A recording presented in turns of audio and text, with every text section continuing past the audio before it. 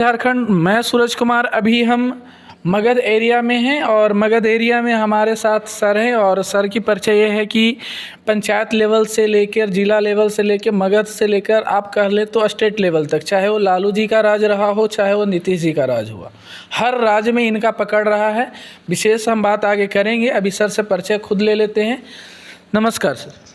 जी नमस्कार। हम सबसे पहले आपको CBJ जो आपका चैनल है और जो आप हमारे निवास स्थान पर आए हुए हैं, सूरज जी आपका बहुत बहुत धन्यवाद, बधाई। सर आप यहाँ पे आपका पैतृक आवास है और यहाँ का आप लोकल प्रतिनिधित्व भी कर चुके हैं। कितने टर्म तक आप यहाँ पे सर लोकल पंचायत कर रहे हैं?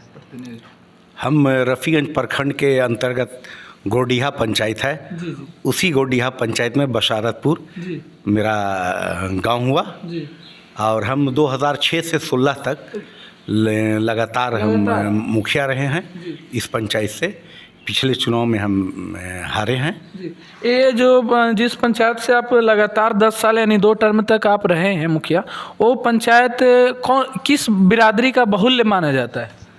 ये अल्पसंख्यक तो कम है यहाँ, 10,000 की आबादी है हमारे पंचायत की और 14 वार्ड है यहाँ। तो यहाँ पिछड़ी जातियों की आबादी और आपके OBC वगैरह की आबादी अच्छी खासी है। अल्पसंख्यक की आबादी कम है, 2-3 ही गांव है, वही लोग रहते हैं और सभी लोग मिक्स हैं, सभी जात के लोग रहते हैं इस पंचायत के अंदर में। आप किस कैटेगरी में आते हैं? हम आते हैं मुस्लिम में हम सैयद हुए, समान जाति से हम आते हैं। समान जाति से आते हैं, उसके बाद भी OBC के लोग आपको चुन लेते हैं? हाँ, क्रम पे चुन लेते हैं।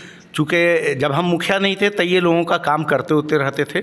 चूँकि 1990 से राजनीति में हम जनता दल में यानी स्थापना के ही ज़माने से हम हैं। जी सदस्य हैं हम। और उस वक्त भी हम ज़िले के कार्यकारिणी वगैरह में रहा करते थे और हमेशा तो उस वक्त भी लोगों का यानी जो भी समाज का वैसा काम होता था तो हमारे पास आते थे, लोगों का काम करवाते थे। तो इस तरह से लोगों को ये था। और मुखिया बनने के बाद हम लगातार पंचायत में ज़्यादा रहें। हम 1-2 अवार्ड भी मुखिया में ले चुके हैं।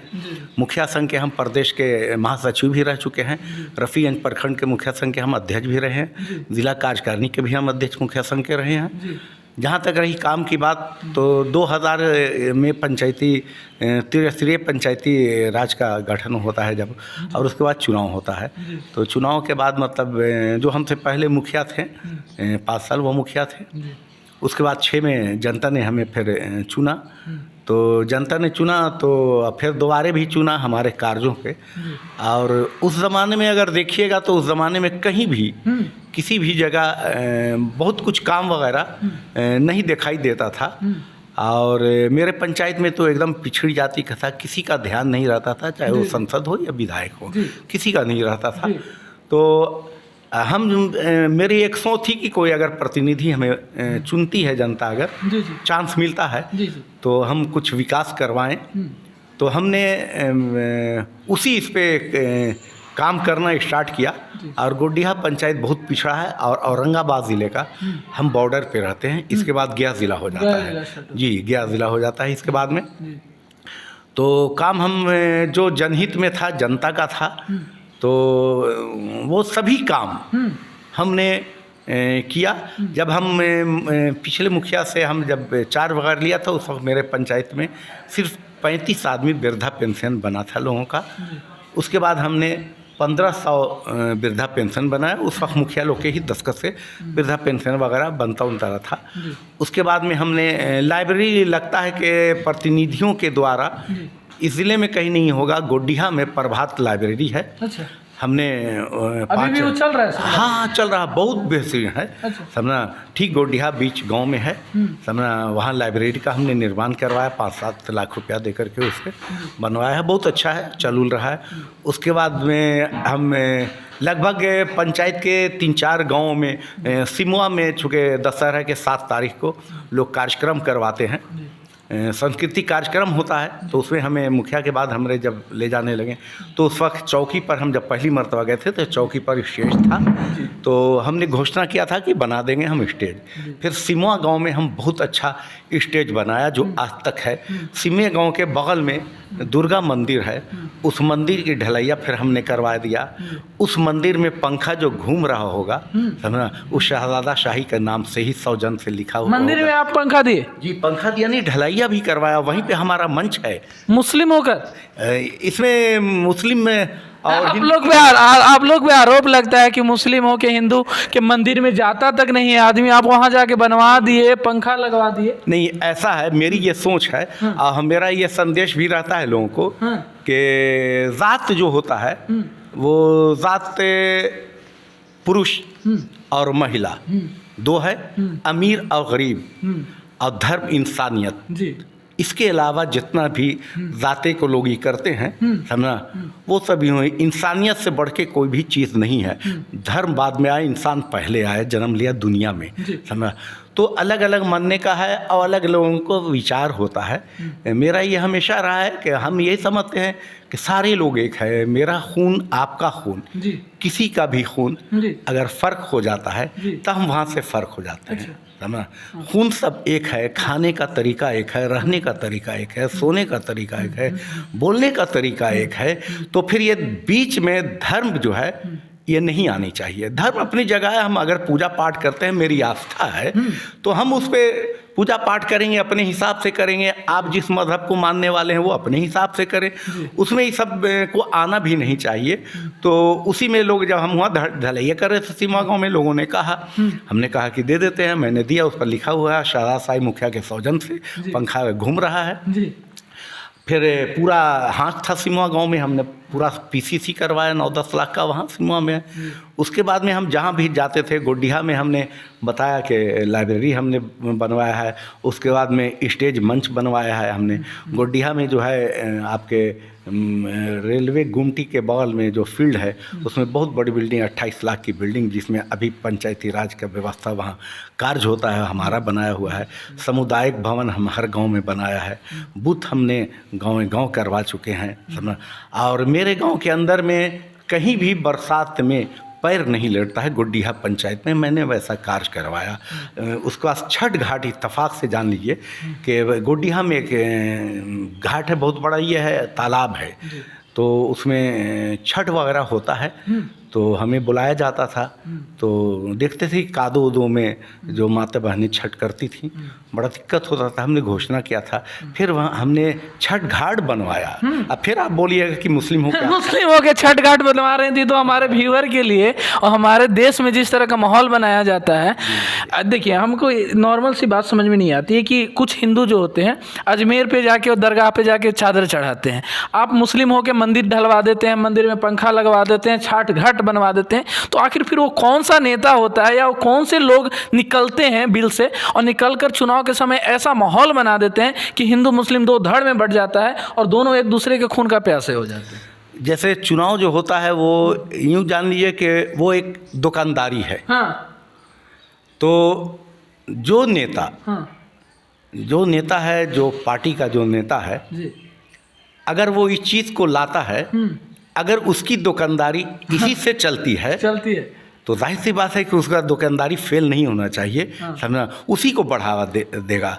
तो इस विचार के जो लोग हैं, और चूँकि हालात हमेशा एक जैसा रहता नहीं है, परिवर्तन होता रहता है। जो यानी पहले जो देश था आज़ादी के बाद जिस चल रहा था, जिस तरह से हो रहा था, आज की परिस्थिति में जिस तरह से चल रहा है, तो फ़र्क होता चला जा रहा है, फ़र्क होता जा रहा है सारा चीज़। ये तो अपने के हम मानिए तो देव नहीं तो पत्थर, यही वाली कहावत है, मानिए देव नहीं तो पत्थर। हाँ। अभी सर यहाँ आपका पंचायत में वाटर लेवल क्या है? मेरे यहाँ तो ऐसे, मेरे यहाँ चापाकल लगा हुआ है, 60 फीट है गहराई समझना। और लेकिन ऐसे जो आजकल समरसेबल वगैरह का जो सिस्टम हो चुका है, तो उसमें हम लोग 120-130 पे ये पानी मेरे यहाँ का मीठा है। पानी आपने पिया भी होगा, देखा भी होगा। और मेरे पूरे बशापुर में मतलब पानी वगैरह का कुछ दिक्कत वगैरह नहीं है। और ऐसे भी इस पंचायत में किसी को कोई दिक्कत वगैरह नहीं रहा है। हम जब तक रहे मुखिया, सबों का सारा चीज़ किया, एक किया। अभी रफ़ीगंज में सर कल की घटना है कि बोरिंग, अभी रफ़ीगंज में बोरिंग बहुत ज़्यादा हो रहा है और 200 पार कर जा रहा है आदमी बोरिंग में। पहाड़, एक तो पहाड़ मिल रहा है, दूसरे में 200 पार कर रहा है, उसके बाद भी पानी नहीं मिल रहा है। अब कोयल नहर इस स्थिति में भी नहीं आ रहा है हमारे मगध क्षेत्र से, इधर औरंगाबाद एरिया में। उधर तो है लेकिन इधर नहीं आ रहा है, तो इसका जिम्मेवार कौन है? देखिए, मेरे पंचायत में भी मई एक गांव है, पहाड़ी इलाका है, पहाड़ है वहाँ भी पानी और गर्मी के मौसम में बहुत दिक्कत होता है। हम लोग बहुत प्रयास किया था। अगर कोयल नहर आ जाए और पानी इधर पूरा गहरा गोबड़ी जो भी है सब भरा रहे तो पानी लेवल तो कुछ तो आएगा ऊपर, फिर तो कुछ परेशानी कम हो जाती। हाँ, ये बिल्कुल आपका सवाल सही है। जो कोयल नहर परियोजना है, जो प्रोजेक्ट है, ये लगभग 70 का है, 1970 का है। उस वक्त जगन्नाथ मिश्रा वगैरह कांग्रेस की हुकूमत वगैरह थी। तो उसके बाद में उसमें खुदाई वगैरह, यहाँ से ठीक 1/2 किलोमीटर पर, मेरे गांव से 1/2 किलोमीटर पे उसी कोयल नहर का समय, जिसको डुमरा मतलब बताया जाता है, वो नहर आगे जाके फिर रुक जाती है, पानी उनी नहीं आता है। जहाँ तक कोयल नहर का है, बहुत से किसान मोर्चा बना के लोग आंदोलन कर रहे हैं और सभी लोग पिछले मर्तबा माननीय सांसद सुशील कुमार सिंह जी ने माननीय प्रधानमंत्री को लाके ये किया था। जब औरंगाबाद जिला से निखिल कुमार सांसद थे तो उस वक्त झारखंड के राज्यपाल सैयद रज़ी साहब से डेलीगेट ले जाके ये की था।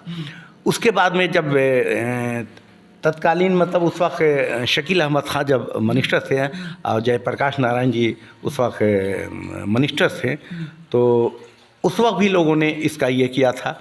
फिर एक दफ़े पप्पू यादव जो हैं वो पद यात्रा की था उस इसमें। पप्पू यादव वही जो महागठबंधन में घुसने के लिए रो रहे हैं। जी जी जी अब रो रहे हैं क्या रहे हैं ये तो नहीं बता पाएंगे, लेकिन हाँ वही पप्पू यादव भी इसमें। देखिए, आंदोलन बहुत ज़माने से, यानी रफ़ीगंज के जो किसान आंदोलन को लेके आगे बढ़ रहे हैं, ये लोग रफ़ीगंज से पटना पैदल पद यात्रा किया था और महामहिम राज्यपाल को ज्ञापन सौंपा था। इसके लिए जो सारे लोग हैं उसमें बहुत से लोग हैं। इसमें असली जो रुकावट है वो सच अगर पूछा जाए तो ये जो सरकारें हैं उनकी बेईमानी है। और नाम बताइए सर, जनता नाम जानना चाहती है, कौन जिम्मेवार है इसका? नहीं, जिम्मेवार तो इसमें है, देखिए अभी ये जान लीजिए, ये इसमें पानी जो आना होगा वो झारखंड से आएगा और झारखंड से आएगा आपके मध्य प्रदेश से झारखंड में और झारखंड में से बिहार, क्योंकि 2000 में झारखंड बन गया बिहार से अलग होकर के।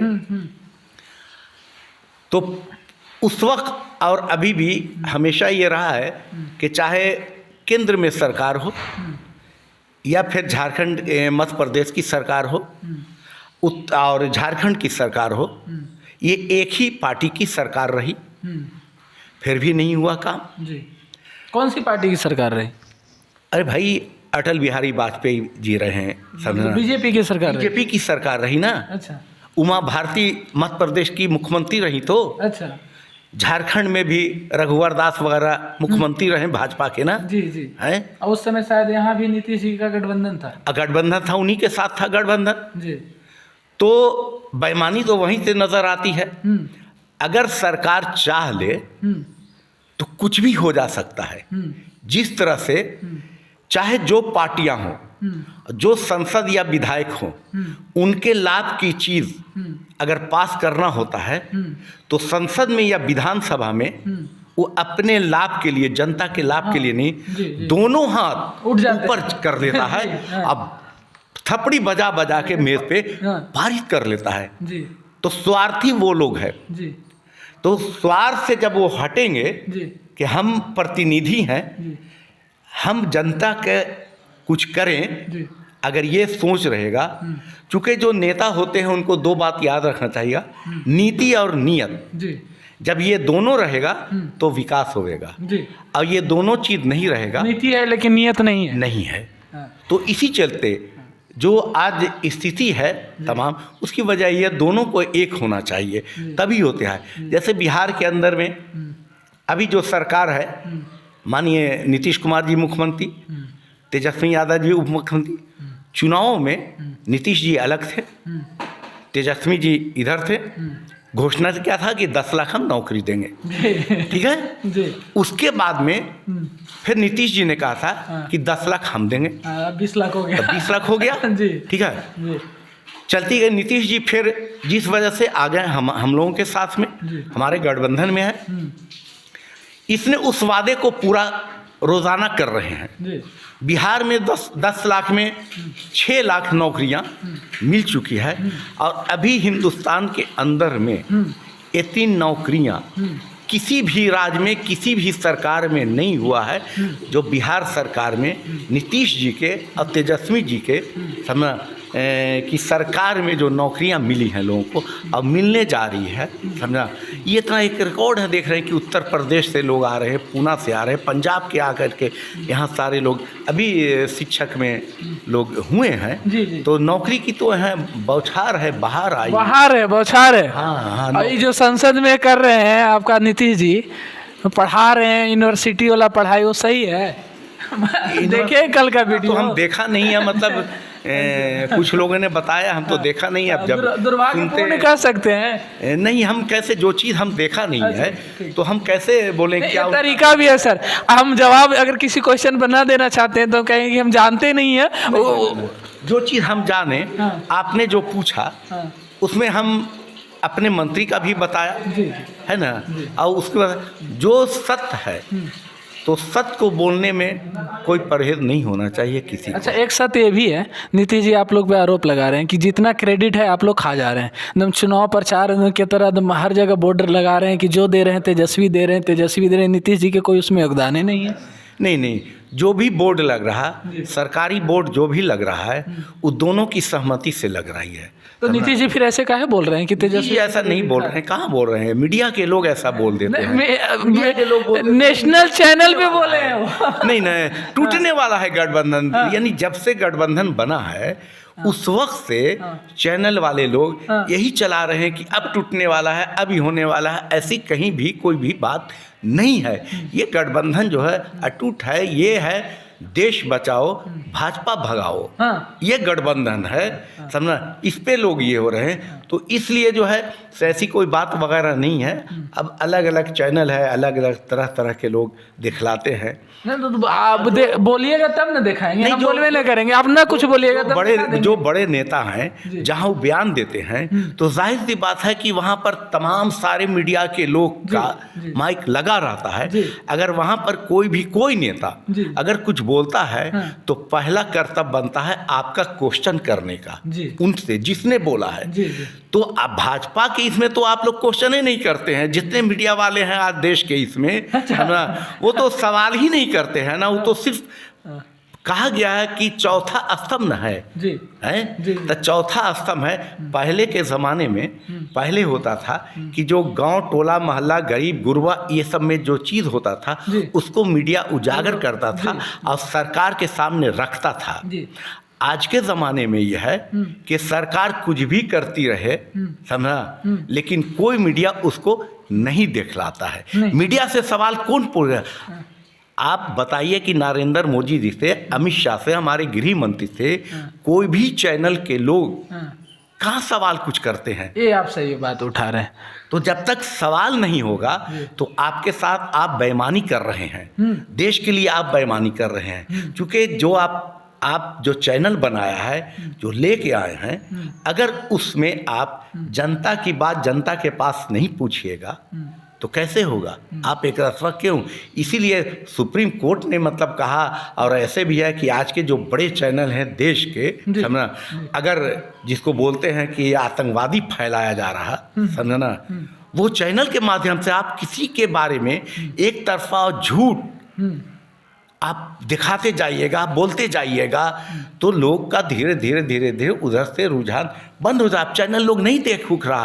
अब आप जैसे लोग जो सही दिखलाते हैं, हाँ। दोनों का पक्ष रखते हैं। जी, जी। तो आप जैसे चैनल को लोग देखते हैं ज़्यादा, जी। अब बड़े चैनल को लोग नहीं देखता है, हम लोग अब नहीं देखते हैं बड़े चैनल वगैरह को। आतंकवाद पे एक बात याद आ गया सर, आप 1970-90 से एक्टिव हैं, तो 1990 से 95 का जो समय है उसे बहुत बीजेपी डराती है कि 1990 दोबारा ना आ जाए, जंगल राज दोबारा ना आ जाए, हर जगह छीना झपटी ना हो, हर जगह मर्डर ना हो। इसमें कितना सच्चाई है? क्या 1990 में कैसी घटना घटी थी जो अभी तक बीजेपी उसको भुनाने में लगती है? जहाँ बीजेपी कमज़ोर पड़ने लगती है 1990 याद दिलाती है, जंगल राज याद दिलाती है। ये जंगल राज 1990 की क्या कहानी है? जंगल राज नहीं है। अच्छा 1990 के पहले, जी तो 1990 के पहले जो बिहार था जी और जो लोग थे, जी वो बिहार इस तरह का था कि लोग कुएं से पानी नहीं पीते थे, स्कूल में पढ़ते नहीं थे, सामने बैठते नहीं थे, उस मोहल्ला से नहीं जाते थे, जिसको बोला था सामंती राज। वो 90 के पहले था सामंती राज। 90 के बाद सामाजिक न्याय का राज हुआ है। लालू प्रसाद यादव जी जब 1990 में मुख्यमंत्री बने, वहाँ से परिवर्तन हुआ। लालू यादव ने आवाज़ दिया उन गरीब गुरबा को, चाहे वो जिस जाति धर्म के हो, उसमें कोई एक जात के लिए नहीं, वो सबों को लेके चला। सामाजिक न्याय दिया गया और उसने अधिकार दिया लोगों को, जुबान दिया बोलने का, बताया कि ये संविधान है, देश में उतना ही अधिकार है आपका भी। वो तमाम लोगों को, चाहे वीडियो कहाँ हो या बड़े उच्च पदाधिकारियों के, इससे 90 के पहले कहाँ लोग जानते होते थे, कहीं कहीं नहीं कोई जानता था, नहीं बैठ के होता। आज तो छोटा छोटा भी आदमी जो है वो जो है बैठ के एसपी साहब और डीएम साहब के पास अपनी बातों को रखता है, न्याय मांगता है, फेस टू फेस बात करता है। और जो ये कांड हुआ सर, गांव-गांव में घुस के पूरा काटा गया, हथियार जो थमा दिया गया गरीब गुरबा को, ये कहाँ तक सही है? ये तो सही नहीं है। ऐसा जो होता है वो इंसानियत का ही मतलब दुश्मन होता है, उसका निंदा होना चाहिए। लेकिन ये चीज़ अगर सिर्फ अगर बिहार में है और हिंदुस्तान में जो 28-29 राज्य हैं, अगर वहाँ ऐसी बात नहीं है, सिर्फ बिहार में है, तो बिल्कुल बिहार में जो नाम दे लीजिए। लेकिन अगर जब पूरे देश के अंदर में है इस तरह का, और अभी में आप देखिए ना, जो भारतीय जनता पार्टी की सरकार है, उत्तर प्रदेश हो या पूरे देश में जो उनकी सरकारें चल रही है, आप देखिए ना, यानी खुला गुंडा राज उत्तर प्रदेश में या जहाँ जहाँ भी भाजपा के है, गुंडा राज एकदम चल रहा है। वो है असली। यहाँ तो जो है से सुशासन की सरकार है, किसी की हिम्मत है यहाँ समझना कि किसी को कुछ कर ले और बच जाएगा, नहीं बच पाएगा। अभी यहाँ कानून की राज चल रहा है। नीतीश की सरकार में थोड़ा सा है, लेकिन 90 के में बड़ा खतरनाक समय हुआ करता है। 90 के पहले वाले से सवाल करते ना, उस वक्त तो आप का हुआ भी नहीं था जन्म। तो 90 के समय आप जिए हैं ना, नहीं, इसलिए आप हम जिए हैं तो 90 के जैसे गलती अगर करेगा जो, तो उनसे आप सवाल कीजिएगा तो ज़्यादा बेहतर रहेगा ना। हम सवाल नहीं कर रहे, हम अनुभव पूछ रहे हैं कि सर 90 से 95 वाला अनुभव कैसा रहा था? 90 से 95 वाला नहीं, 90 के बाद से ही परिवर्तन हुआ है बिहार के अंदर में। अच्छा। सामाजिक न्याय की सरकार यहाँ बनी तो सामाजिक न्याय मिला, लोगों को हक और अधिकार मिला। पहले तो चंद लोगों के सामने लोग खड़ा नहीं होता था, बैठता नहीं था, गली से जाता नहीं था। घोड़े पर जो ओबीसी के लोग होते थे, वो घोड़े पर जा करके पालकी पर जाके शादी ठीक नहीं कर पाते थे, समझना, इतना तंग किया जाता था। 90 के बाद सभी लोग हुए हैं। 90 के बाद ही जो है राजनीति का भूख जो हुआ है, यह आदरणीय लालू प्रसाद यादव जी ने 90 के बाद दिया है, समझना, जो राजनीति भूख पैदा हुआ है। और आज छोटे छोटे लोग, गरीब गुरबा भी जो लोग हैं, वो छोटे छोटे मुखिया बन जा रहे हैं, जिला परिषद बन जा रहे हैं। इससे पहले कहाँ होते थे? नहीं होते थे। आज आप देखिए कि हर तरह के, हर तबके के लोग जो हैं, तो उनकी है सामाजिक न्याय की लगातार चल रही है। और ये तो परिवर्तन ही है ना, है तो ऐसा थोड़े है कि कोई एक है। जब अंग्रेज का ज़माना था तो सूरज ही उसका डूबता नहीं था, है। आज देख लीजिए कि अंग्रेज कहाँ चले गए, है ना। तब ये एक जैसा नहीं रहता है। अब रहा कि राजनीति के मान ही होता है राज करने की नीति। तो राज करने की नीति अपने अपने हिसाब से जिसको जो पसंद हुआ और जिसको जनता पसंद करता है, जो भाषण नेता देता है, सब नेता के भाषण को जनता जो है, ऑडियंस जो है, वो ताली नहीं बजाता है। लेकिन कुछ उसी मंच से कुछ नेता जब भाषण देते हैं, उसकी बात को उस जनते को समझ में आती है तो तालियां बजाता है, उसको वो समझ में आता है। वो नेता वही बात बोलता है, उसी तरह से बोलता है ताकि जनता समझे। एक क्वेश्चन है सर, आपके कितने बच्चे हैं? हमारे एक पत्नी है, बच्चे कितने? 4 पुत्र है, 1 पुत्री है। बहुत अच्छा है। अभी सामान्य वर्ग में एक नारा दिया गया था सरकार के द्वारा, हम दो हमारे दो, और अब नारा दिया जा रहा है जिसकी जितनी संख्या भारी उसकी उतनी हिस्सेदारी। तो जो सामान्य वर्ग के जो शिक्षित लोग थे और जो 1 बच्चा या 2 बच्चे पर अपने आप को संतोष कर लिए थे कि इसी को हमको पढ़ा के डॉक्टर इंजीनियर बनाना है, अब उनके साथ इस तरह की घटना घट रहा है कि जिसकी जितनी संख्या भारी उसकी उतनी हिस्सेदारी। अब उन लोग के साथ आप न्याय कर रहे हैं, क्या न्याय कर रहे हैं? आपकी बात मानकर वो 1 बच्चा 2 बच्चा पर रुक गए, और अब उनको आप कह रहे हैं कि आपकी तो संख्या नहीं है, आपका तो वोटें नहीं है, तो आपका इंडिया में रहने का हक ही नहीं है, आपको बिहार में रहने की हक ही नहीं है। तो ये उनके साथ न्याय हो रहा है या अन्याय हो रहा है? देखिए, जहाँ तक बच्चों की बात है जी, तो बच्चा तो होना ये तो भगवान क्या है, भगवान देता है किसी को। नहीं, सरकार कहती है हम दो हमारे दो, पूरा कैंपेन चला। ये कांग्रेस का इंदिरा जी के ज़माने में वो नारा था, ये हम दो हमारे दो, लोग लिखाता था वगैरह। वो सर्वे बीजेपी भी इसको खूब उजागर की। हाँ, बीजेपी भी सारे लोग ये ऐसा है कि अगर आप राजनीति वगैरह से अलग हो करके जब ये देखिएगा तो मान लिया कि किसी की आमदनी है 300, वो मजदूर है, उसके घर में बच्चे उसके पैदा हो जा रहे हैं 5, 6, 7, 8, वो महिला तो कमज़ोर हो ही रही है, लेकिन वो अपने बच्चों को न पढ़ाई का तो छोड़ दीजिए, ठीक से 2 वक्त का रोटी भी उसको नहीं नसीब हो पाएगा, चूँकि उसके पास बच्चे ढेर है। तो इसी वजह से सरकार जो पॉलिसी लाती है वो हित में लाती है, किसी के भी हित में वो लाती है पॉलिसी के मानकर हम 1 बच्चा पर रुक गए, अब हमारे साथ अन्याय हो रहा है। आपको कोई ज़बरदस्ती कोई सरकार ये नहीं कह रही है कि आप बच्चा पैदा ही नहीं कीजिए, जबरदस्ती नहीं कह रही है, लेकिन हम आपकी बात मान रहे हैं ना। आप कोई नारा दे रहे हैं, आप कोई सुझाव दे रहे हैं, तो हम आपकी बात मान रहे हैं, और फिर आप अपने बात से ही पलट जा रहे हैं। आप फिर अपने बात से पलट तो जा रहे हैं ना। नहीं, अपने बात से पलटने की कहाँ बात है। जैसे अभी जनगणना होता है, ठीक है, जाति जनगणना हुआ अभी, उसके बाद में झूठा प्रचार बीजेपी के द्वारा चलाया जा रहा है भाई। अब फिर बीच में बोलते भी हैं, बीजेपी के नेता लोग ये भी बोलते हैं कि भाई ये तो हम लोग ने स्टार्ट किया था, ये भी उनका बयान आता है। इसमें जब बीजेपी की हुकूमत थी, माननीय नीतीश जी वगैरह, सुशील कुमार मोदी जी वगैरह और तेजस्वी जी विपक्ष में थे, तब माननीय प्रधानमंत्री जी के यहाँ दिल्ली में ये सारे लोग गए थे जाति जनगणना करवाने के लिए आधार पे। उसके बाद वहाँ से नहीं हुआ, उसके बाद नीतीश जी ने कहा था कि हम अपने खर्चा से करवाएंगे।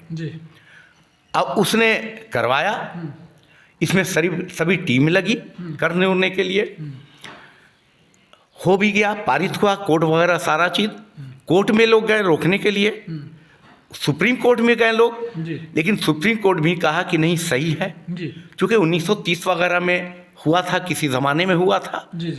तो जाति गणना जो हुआ, अब तो बिहार की चीज़ जो है पूरे देश के अंदर में मांग होने लगी ना, तो इससे क्यों भागते? आप टिकट जब लेने के लिए जाते हैं नेताओं के पास, तो आप अपने जाति का गिनती कर लेते हैं, वहाँ जाके कहते हैं, झूठ सच बोलते हैं, हमारी संख्या है वहाँ, हमारी इतना जाति का संख्या है, टिकट हमें दीजिए, हम जीतेंगे।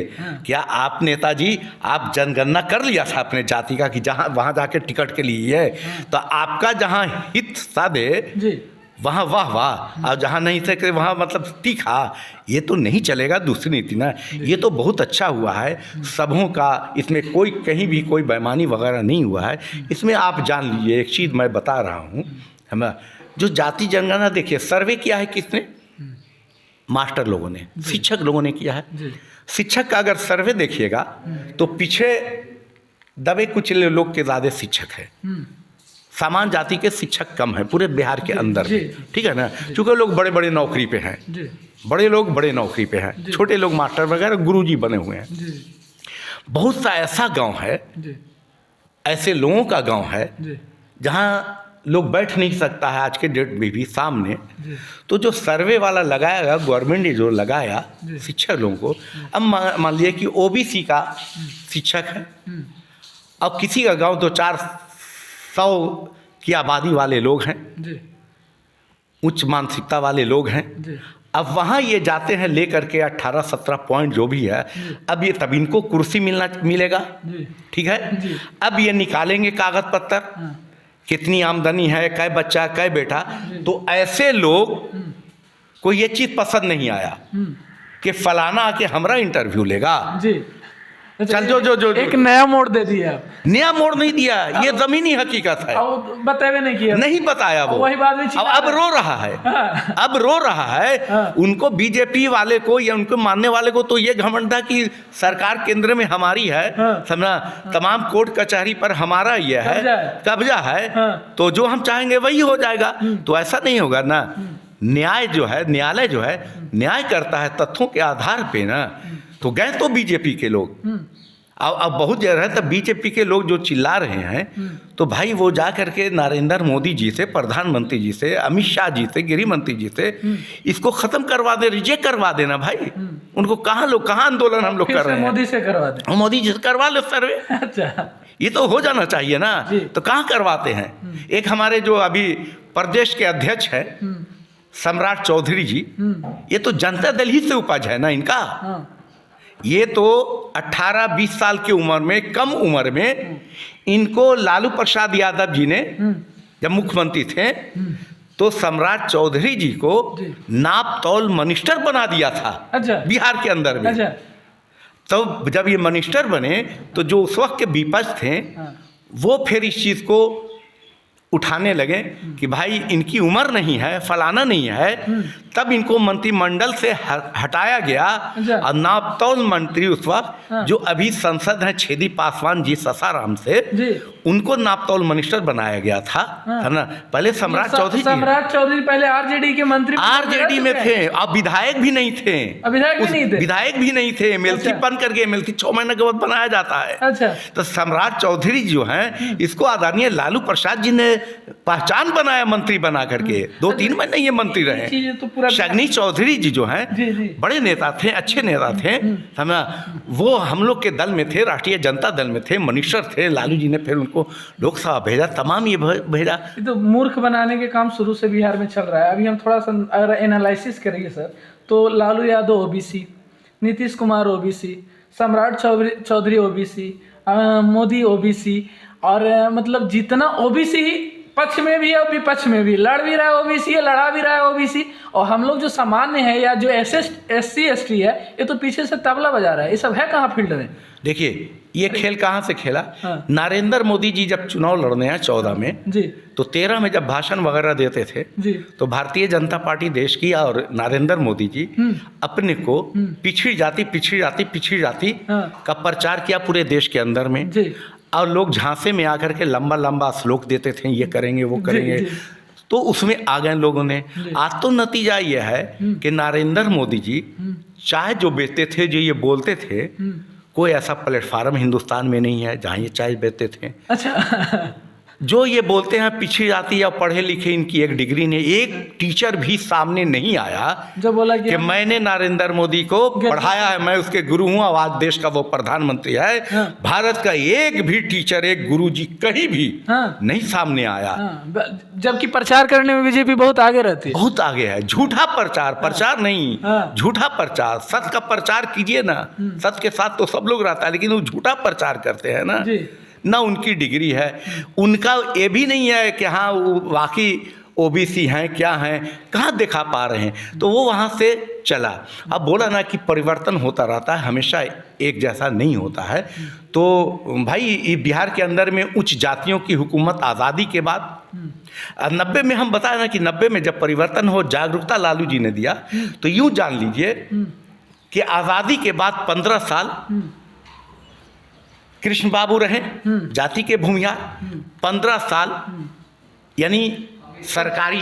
कृष्ण बाबू तो जमीन भी दिए थे, सुनने में आता है 200 से 250 बीघा जमीन दिया था, बहुत कुछ किया था, बहुत महान थे भाई, समझा। तो वो 15 साल उनकी हुकूमत रही। उसके बाद 90 के बाद फिर लालू जी आ गए। तो लालू जी, मानिए राबड़ी जी 15 साल इधर हुए, उसके बाद फिर आ गए नीतीश जी का चल रहा है, 18-20 साल इनका हो गया। और निकट भविष्य में इस बिहार के अंदर में जो बनावट है और जो अब जाति समीकरण वगैरह सारा चीज़ है, दूर भविष्य तक भी उच्च जाति के लोग बिहार के मुख्यमंत्री नहीं बनेंगे, नहीं बनेंगे। समझा? आप जोड़ लीजिए, आज़ादी के बाद 15 साल निकाल दीजिए आज़ादी में, समझा? अब बीच में टिप टाप 2-5 साल करके आते गए, और 90 से आप इधर आइए ना, 33 करीब 32-33 साल हो गया है ना, है पिछड़े लोगों का है ना, तो इन्हीं की संख्या है ना, इनकी संख्या इनमें तो सरकार मूर्ख बनाया ना, हम दो हमारे दो में सामान्य वर्ग फंस गए और बाकी पिछड़ा इस पे ध्यान नहीं दिया, आज उसकी संख्या भारी हो गया, तब हिस्सेदारी भी ले रहा है, मुख्यमंत्री हो रहा है, प्रधानमंत्री सब वही हो रहा है। नहीं, उच्च जाति को कोई फंसा नहीं, वो तो फंसने की चीज़ ही नहीं है। अच्छा। और हमारे इसमें राष्ट्रीय जनता दल ने अब तो माननीय उप मुख्यमंत्री तेजस्वी जी के A to Z की बात करते हैं और सबों को ये करते हैं। तो मोदी जी भी सबका साथ सबका विकास करते नहीं ना है वो। अच्छा, वो करते कहाँ है? वो करते नहीं है। नहीं, वो तो सिर्फ बोलते हैं, वोट ले। मोदी जी की हुकूमत किस चीज़ पर टिकी है? मुसलमानों से टिकी हुई है, मुसलमान के बल पर उनकी हुकूमत है भारतीय जनता पार्टी। बीजेपी कहती है कि हम हैं तो मुस्लिम एकता में है ना, तो अगर हम ना रहेंगे तो मुस्लिम एकता में ना रहेगा। नहीं, मैं बता रहा हूँ, अगर नरेंद्र मोदी मुसलमान, पाकिस्तान और मंदिर और मस्जिद ये 3 के अलावा छोड़ दें तो 1 सीट लाना मुश्किल हो जाएगा पूरे भारत में भारतीय जनता पार्टी का। रोड बहारेंगे, रोड पर आ जाएंगे, झाड़ू देते हैं नकली ना, ओरिजिनल देना पड़ जाएगा लोगों को, उनके जो है क्या मंदिर, मुसलमान, पाकिस्तान, कब्रिस्तान और मंदिर और मस्जिद, इसको छोड़ के जितनी ये छोड़ देंगे इस चीज़ को, उन समाप्त हो जाएंगे। बड़ा बात कर दी, बड़ी बात नहीं कि ये हकीकत है, तो वो बात करे ना, बहुत लोगों का फ्यूचर अथी में अंधेरा में चला जाएगा। बात करे ना, नौजवानों को रोजी रोटी की बात करे ना, नौकरी की बात वो करे ना, कारखाना फैक्ट्री की बात करेंगे, इस पर नहीं करेंगे क्योंकि इनको देना नहीं है, देना नहीं है।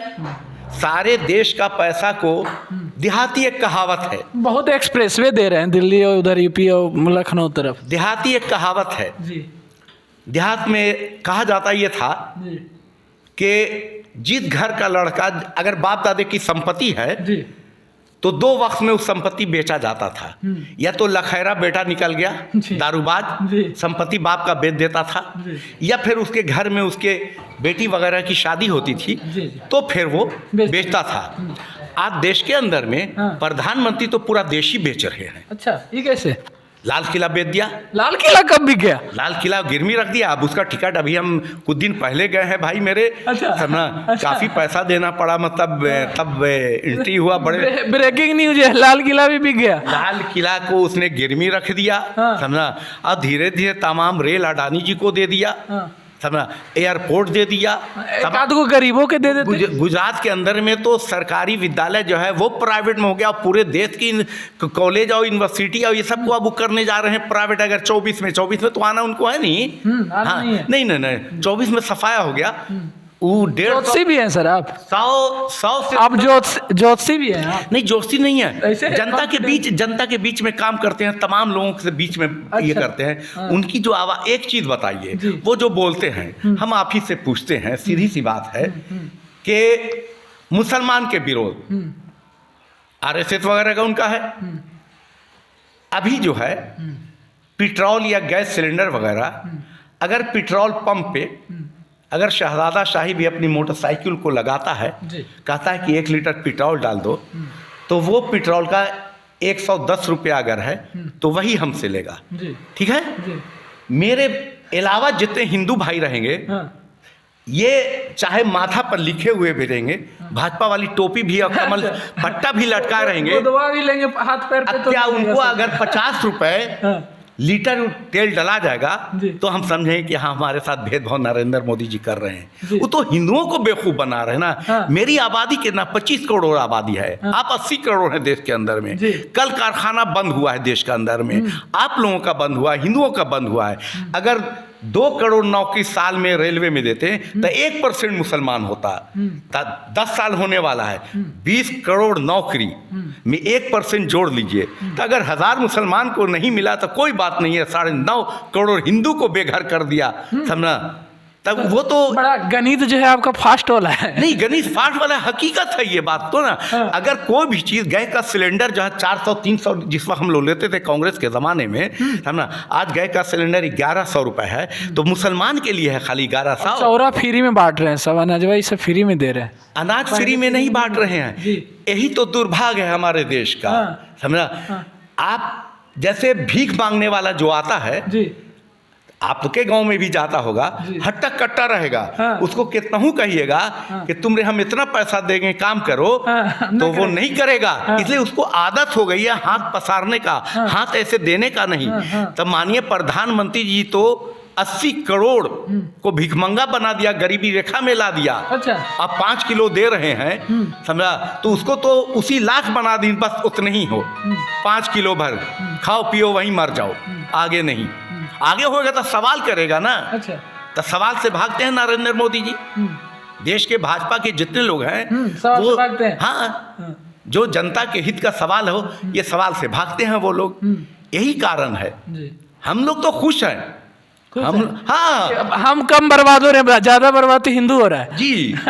कहाँ तक नाम गिनाऊं, सभी ने मिलके लूटा है। अच्छा जी, तो हम लोग को कोई ये नहीं है। भारत में जो मुसलमान लोग हैं, इनको कोई मोदी जी से परहेज नहीं है, कोई ये नहीं है, सब खुश हैं। हाँ, सब खुश है। हमको कम कर रहे हो, अपने के ज्यादा कर रहे हो। जी जी जी, हम लोग वोट नहीं देते हैं।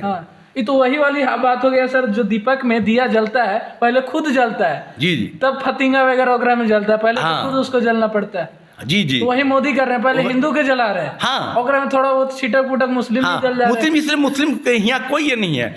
कहाँ मुसलमान का नक्का रहे, हम लोग तो उनके भाषा में पंचर बनाने वाले। मोदी जी का यही डायलॉग है, भाजपा का ही डायलॉग है मुसलमान के इसमें। पंचर बनाने वाले तो खान साहब कहते हैं ज्यादा, ये जो पटना वाले जो खान सर हुए वो कहते हैं। वो सब है, ड्रेस से पहचान, फलाने से पहचान, समझा, बीजेपी का ये बीजेपी का ये है। तो हम लोग को कोई ये नहीं।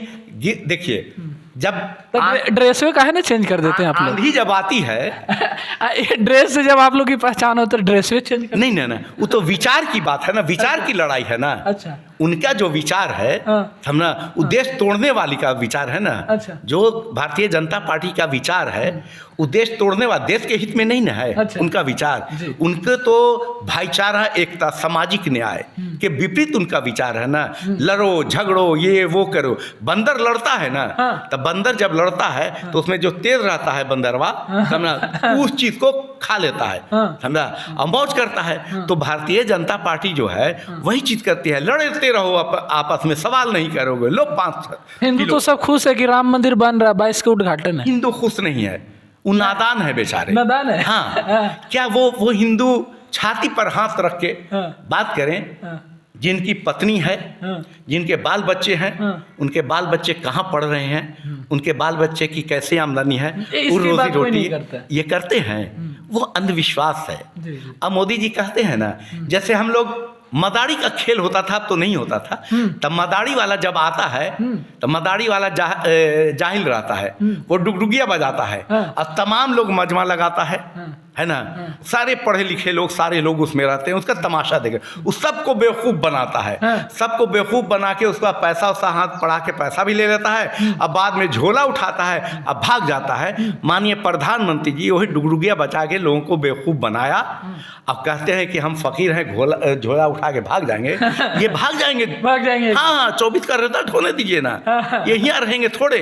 इसीलिए जो कहा गया है किसी इसमें कि आज के इसमें 13 में, अब तो नरेंद्र मोदी जी और इनके कई लोग तो 13 ही में, 14 में आज़ादी बता रहे हैं भारत की। भाई हाँ, जब से हमारी सरकार बनी है 14 में आज़ादी है, समझना। हम ये पूछना चाहते हैं, जैसे ये लोग इल्ज़ाम लगाते हैं कांग्रेस वगैरह पे, हम चाहे प्रधानमंत्री जो हो, ये जितने भी देश के भारतीय जनता पार्टी के या RSS के लोग हैं, बजरंग दल के लोग हैं, वो एक सवाल का जवाब दे लें कि वो जो पहन रहे हैं, चाहे वो कलम हो या शर्ट हो, या साबुन हो या कंघी हो या सेंट मारते हो या जो नौकरी किया हो, ये किसके ज़माने का, या जहाँ बीमार होते हैं किसके हॉस्पिटल में जाते हैं, कांग्रेस के हॉस्पिटल में जाते हैं, कांग्रेस के बनाए हुए यूनिवर्सिटी या कॉलेज में ही पढ़ते हैं वो सारे लोग।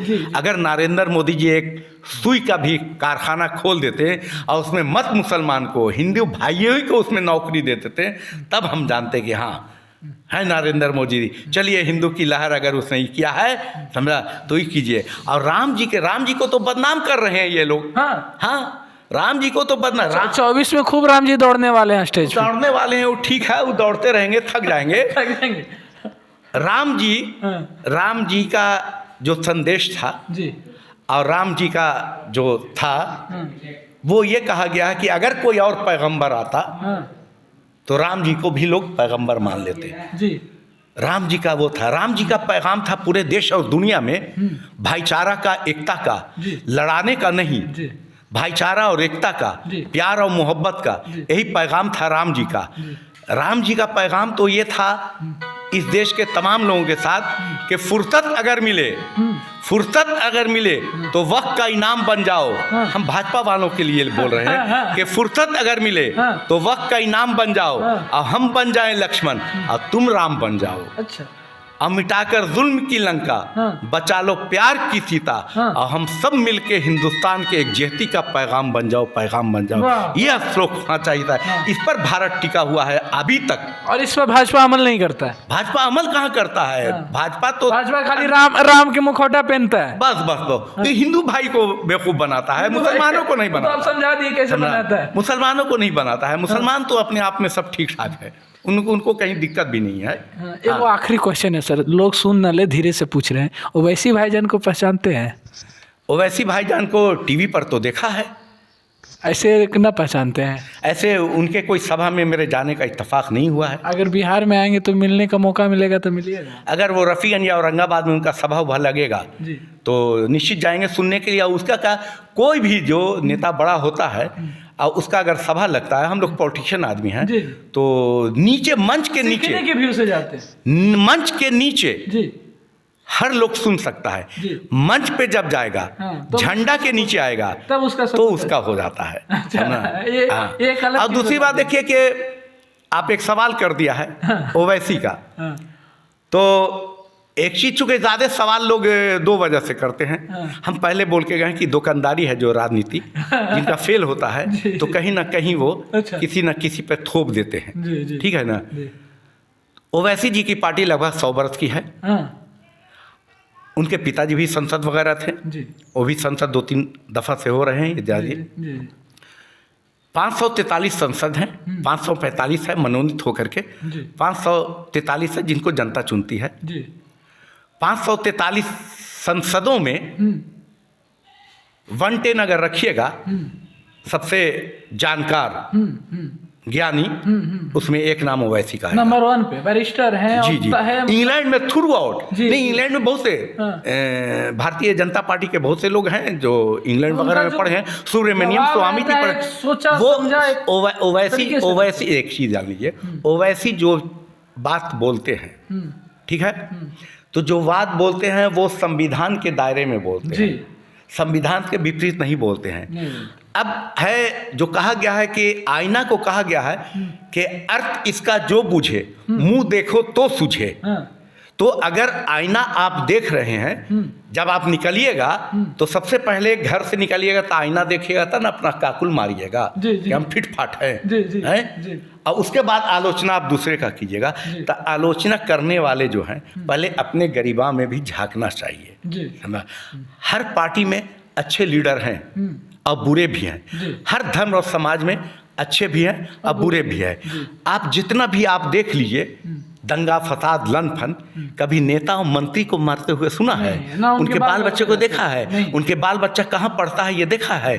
और जो जय श्री राम कर रहे हैं, मोदी भक्त बन रहे हैं, समझना, उनके देखिए कहाँ हैं। हम पिस्ता हमेशा गरीब है। आँख अंदर गाल छुछुंदर है, समझना, चेहरा जैसे आप कमाइएगा नहीं, सब तो लौट आया भाई, पूरा तो लौट आया। लोग जहाँ लोग काम करते थे, कल कारखाना जो था सब तो बंद कर दिया मोदी जी ने, सब लौट आया। तो पैसा वगैरह जब रहता है, कमाई होता है, तब ना बाल बच्चे को पढ़ाइएगा। बीजेपी के चेहरा के क्या बोले, फिर से बोलिएगा। नहीं, बीजेपी के चेहरा को नहीं, मतलब ऐसे जिनके पास जो है आंख अंदर गाल छुछुंदर, समझे ना। जब आप रही, आपका गाल कब फूलेगा? जब आप स्वस्थ रहे तब, जब सब कुछ रहेगा, है ना। तो सब तो मतलब लगे हुए हैं उसमें, मोदी जी मोदी जी मोदी जी, हर हर मोदी, घर घर मोदी, मोदी जी कर रहे हैं, पानी पी लो थोड़ा सा, समझना। तो लगे हुए हैं, समझना, तो लगे रहिए भाई, समझना। घर में भी जब आप आइए नारा उरा लगा के, समझना। और नहीं, जिनकी भी पत्नी होगी तो वो बोलती होगी भाई, सबों को घर घर की कहानी है। हम लोग के साथ भी हुआ, जब शादी वगैरह होती है तो पत्नी भाई उसका स्नो पाउडर ये वो सारा चीज देना पड़ता है, मेंटेन। जब आमदनी रहेगा कहाँ से कीजिएगा, तो टेंशन वहाँ से भी चलता है। घर में जो चलता है टेंशन, तो वहाँ से भी चलता है। बच्चे सोसाइटी आजकल है, बच्चे जाते हैं पढ़ने के लिए, समझना, तो उनका भी सोसाइटी है, कोई पैसे वाले हैं, को हैं, तो भी आके ठुनकते हैं, किस मुसीबत से पैसा लेके जाता है, नहीं होता है। लोग जो दूसरे रास्ते पे चला जाता है, भटक जाता है, उसकी यही वजह है। सारी चीज़ मोदी जी ने तो बंद कर दिया है, किसी की कोई आमदनी नहीं है, मर जाओ इसी में, जियो इसी में रहो, मोदी मोदी कहते रहो। तो ऐसे देश उस नहीं चलता है, देश ऐसे नहीं चलता। देश सबों से, हिंदू मुस्लिम सिख ईसाई से, समझना, सारे लोग जो देश के अंदर में है। दुनिया का सबसे अच्छा संविधान भारत में है, समझना। तो देश इससे चलता है, संविधान से चलता है। अब ये संविधान को चेंज करना चाहते हैं। हाँ, RSS की है कि संविधान किसने लिखा? बाबा साहब ने किस जाति से, धर्म से थे? वो जब हिंदू धर्म से थे, जो वो मतलब बहुत ही नीचे हिंदू धर्म के इसमें थे, तो बाद में ना वो बोधिष्ट हो गए। जब उसने देखा कि नहीं ये अच्छा ये नहीं है। आप जो भी लोग जो जिनकी जो मर्जी है, स्वतंत्र है, अपने जीने का, खाने का, रहने का, सोने का, पहनने का, शादी का, ब्याह का, समझना, संविधान में है। उसी हिसाब से लोग ये हो रहे हैं। लोग को ज़बरदस्ती किसी को यानी जो धर्म परिवर्तन करते हैं, तो किसी को ज़बरदस्ती तलवार से धर्म परिवर्तन नहीं किया जाता है भाई मेरे। एक लास्ट क्वेश्चन, सीधा क्वेश्चन सीधा जवाब। नीतीश जी पे अब RJD का भरोसा है या नहीं? अटूट भरोसा है। लालू जी कहते हैं कि कभी पलट सकता है, दुमुंह साफ है। नहीं, लालू जी, जब आदमी विपक्ष में रहता है तो आने के बाद भी कह रहे थे कि भरोसा उतना नहीं करना है, लड़ रहना। आइए, आप जानते हैं कि आदरणीय लालू प्रसाद यादव जी जो है, वो आज के डेट में 90 के बाद से इस देश के सबसे मंजे हुए पॉलिटिशियन है, समझना, मजबूत पॉलिटिशियन है। उनका इस तरह का नहीं ये होता है जैसे नीतीश जी हैं, ईमानदार छवि के हैं, समझना, ईमानदार हैं, अच्छे हैं। हाँ, सर, हमारे राज्य में पलटू राम किसको बोला जाता है? पलटू राम बोलने का मतलब, जब आदमी बताया था कि विपक्ष में होता है तो बोलू लेता है। आप सवाल कीजिए ना बीजेपी से, कुर्सी कुमार किनको बोला जाता है? कुर्सी कुमार किनको बोला जाता है? अगर किसी ने, आप भाजपा की बात बोल रहे हैं, बोल दिया होगा भाजपा वाले ने। पेट में सिंह किसको बोला गया? नीतीश कुमार। वो तो उनके जाति को गाली किया। नहीं, गाली उनका अपना अध्यक्ष जो अभी अध्यक्ष है, वो बोले कि नीतीश कुमार के पेट में सिंह है। क्या बोलिएगा, वो भी जाति से वो भी है। अच्छा, वो भी जाति, अरे वो भी जाति से तो वो भी है ना। अच्छा, तो अभी तो अध्यक्ष तो वही है ना। अध्यक्ष का मतलब जाति तो उन्हीं का है ना। वो बाल बच्चों की शादी भी तो उसी इसमें करेंगे ना। पहले ये बताइए ना। तो ये तो अपना बताया ना कि अपना राजनीति सीखने का जो है, समझना, उसमें जो सम्राट चौधरी जो भी कुर्सी, ये इंडिया जो गठबंधन है, जो इंडिया नाम रखने के बाद भारतीय जनता पार्टी को पेट मरोड़ा होने लगा, पेट में दर्द होने लगा, समझना। और उसके बाद में इसने नाम चेंज कर, वो फलाने नहीं भारतीय। अरे भाई, तो भारतीय तो है, हिंदुस्तान, भारत और इंडिया, ये 3 नाम से जाना जाता है हिंदुस्तान, अलग अलग इससे। और जितना भी है वो तो भारतीय। तो ये तो वही लोग न करते हैं। तो इसमें आप जैसे अगर राष्ट्रीय फूल कमल है तो आप कमल ले लिया, तो कहीं कोई विरोध किया, कोई पार्टियां विरोध किया है? ये तो नीच और छोटी ओछे वाली बात होती है, राजनीति होती है ना। अब इंडिया, भाई इंडिया देश है हमारा, अब इंडिया नाम रखा, तो इसमें आपको पीड़ा इसलिए कि इंडिया, आप कैसे बोले चक दे इंडिया, जीतेगा इंडिया, महान इंडिया, ये भाजपा वाले लोग बोलेंगे? अब नहीं बोलेंगे। हाँ, बुलवा के कभी आप दिखला लिए भाजपा वालों को? नहीं बोलेंगे वो। और इसी तरह से उनकी जमीन खिसक रही है, समझना, हारने जा रहे हैं। अभी चुनाव हो रहा है ना, एक आध स्टेट में भी तो आ जाए वो। 5 स्टेट में चुनाव हो रहा है ना, एक स्टेट में भी तो आ जाए वो, नहीं आने वाले हैं। आखिरी क्वेश्चन, बीजेपी कहती है कि प्रधानमंत्री का भी वैकेंसी नहीं है। मोदी के बाद योगी हैं और योगी के बाद फिर विश्व शर्मा है एक, एवं असम वाले जो मुख्यमंत्री हैं, ये कह रहे हैं कि पहले मोदी हटेंगे तो योगी आएंगे, योगी के बाद विश्व शर्मा आएंगे। आप क्या सोचते हैं कि वैकेंसी है या नहीं है? जैसे वैकेंसी पूरे देश के जनता के मालिक मोदी जी नहीं है। हिंदू खूब ताली बजाता है विश्व शर्मा के नाम पे। भाई 80 करोड़ की आबादी है, अगर उसमें करोड़ तालियां बजा लेते हैं तो इसमें इससे क्या बात है, समझना। ताली आप भानु प्रताप ही सबसे बनवाइए, जो सुप्रीम कोर्ट के वकील हैं वो भी तो हिंदू हैं, तो उनसे कहाँ नहीं बजवा लेते हैं? ताली बजवा लीजिए, बात से बजवा ले, प्योर हिंदू हैं।